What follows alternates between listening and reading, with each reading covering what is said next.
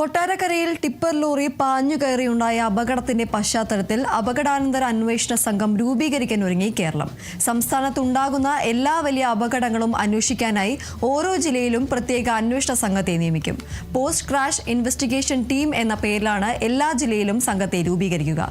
ജില്ലയിലെ RTO ഉദ്യോഗസ്ഥർ, police ഇൻസ്പെക്ടർമാർ, PWD അഥവാ ദേശീയപാത എഞ്ചിനീയർ, നാറ്റ്പാക് ഉദ്യോഗസ്ഥർ തുടങ്ങിയവരെ ഉൾപ്പെടുത്തിയാകും പ്രത്യേക സംഘം രൂപീകരിക്കുന്നത്.